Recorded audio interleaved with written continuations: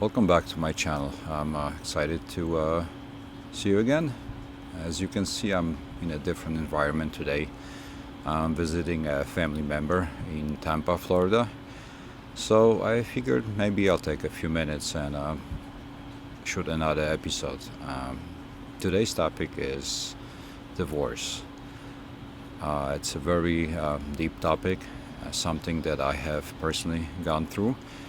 And as usual, I'd love to share my perspective, my opinion, my possible advice, how I see things go, how things could go or could have gone, and what's if there are any solutions, if there are any ways to avoid it, or perhaps if there is no solution, maybe this is the healthiest way to go through.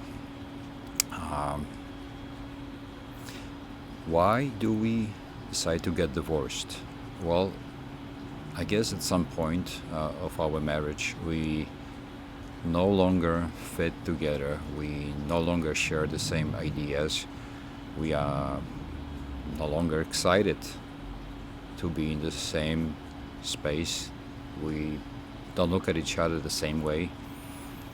And perhaps constantly argue and enjoy time separately a lot more than time together. So why did we get to that point? Well, there are many reasons, but possibly the most important factor that led us to the decision of going through the divorce is the fact that we did not sit down properly initially and discuss all the important things that we should agree on. We perhaps focused on chemistry, on good time, or other things, but we somehow avoided to sit down and have that discussion.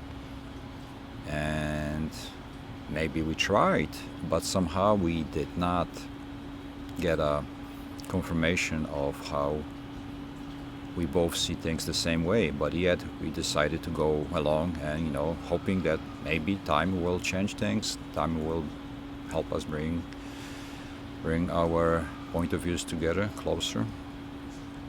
Or perhaps it was a convenience. We were maybe close, maybe we've gone through different relationships and they didn't work, and somehow we wind up being conveniently close to one another. And then at some point, even though things didn't work well, perfectly, we decided to get married. Well, to avoid going through the divorce, it is really healthy that we take the time before getting married and truly make sure that we are on the same page as far as the same important things, our values, our morality, what we think about children, our finances, our ambition, how we spend time, about our time together, intimacy. How do we feel? Can we honestly talk about those things? Yeah, if we agree and we are close, we have differences, but yet we find solutions. That's a great indication that we're gonna be healthy.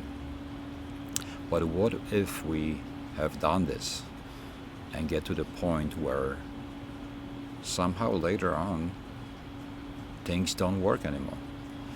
Well, perhaps we have started the right way, but somehow allowed the life take over. We focused too much on maybe our personal life, solo life. Maybe we allowed professional life, our job, take over. Maybe we didn't do healthy things together that bring us closer. Maybe we didn't pause and take breaks from everyday chores and do things that are beneficial for our relationship, things that let us see things differently, things that allow us to feel closer one to another, still keep that attraction, that flame going, that great feeling together. So, assuming that we have tried everything, we have exhausted all the ways, we have sat down many, many times and talked about possible solutions, how we can revive this relationship, but yet there seems to be no positive outcome. Well, maybe the divorce is not a bad thing. If we truly have exhausted all the ways, going through the divorce may be a solution. But how do we go through this? I think the healthiest way to go through this is to be a mature person and go through it as healthy as possible. Put the arguments aside. Don't allow fights and arguing take over little and big things. It doesn't get you anywhere, especially when you have children. They will be the victims of your confusion, of your fights. Focus on the bigger principle that you have. If you are a parent and being together brings more destruction to your family and your children, maybe the divorce is the solution. But you have to be smart about it. You have to focus on the beneficial approach, that is that your children are the center of the positive outcome of your decision. So put the differences together. Make your children the goal and focus how you can co-parent, work together to raise healthy children. If you don't have children, or if they are grown and you are less involved with them, maybe this is a perfect time to actually refresh your life. Maybe take a pause and do something that is actually healthy for you. Analyze things that you've done. Ask yourself questions. Provide clear perspective. Good, healthy critique of how you have been behaving, what you've been doing. Perhaps it needs adjustment. Perhaps take time off from the way you've been living and do things differently. Take healthy breaks. Focus on something that will bring you peace. Sports. Maybe change your diet. Maybe look for different friends. Definitely don't stay in the angry stage. Don't allow the last couple of years that were not great take over and you will become bitter, sour, and angry. Make positive difference. Work on yourself.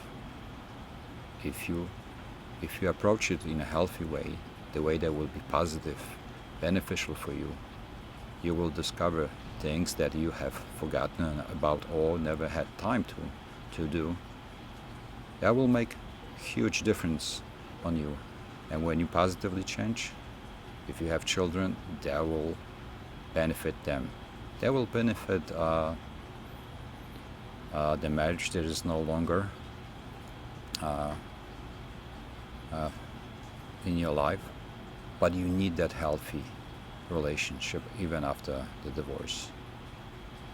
And also, if you are planning to go into new relationships, being angry, being upset doesn't help you. No one wants to be with someone who's confused, angry, disappointed, lacks clear vision, lacks drive, motivation. Be a new, healthy person. That's a great start to form a new relationship. And if you are planning on doing it, you have to work on yourself first. It all starts with you. Change your perspective. Change your lifestyle. Live healthy. Don't stay on social media and go into rabbit holes that will make you feel more depressed, more confused, and a more bitter person. Life is not that bad if you make healthy choices, and that's a huge benefit for you, for your family, and for your future relationships. So divorce is hard, but it's not a terrible thing. If you go smart about it, you will benefit from it, your family will benefit, and your future relationships will definitely benefit. But before you get to that point, make sure you have exhausted everything that you could do to possibly revive and work on your marriage. So going back to my initial video about self-reflection, that's the cornerstone of everything, especially when you decide to go through a divorce. This is how you choose a healthy way to change your life in a positive way, make better choices and better decisions about who you really want to be, who you are, and how the world will see you. Thank you. Until the next time.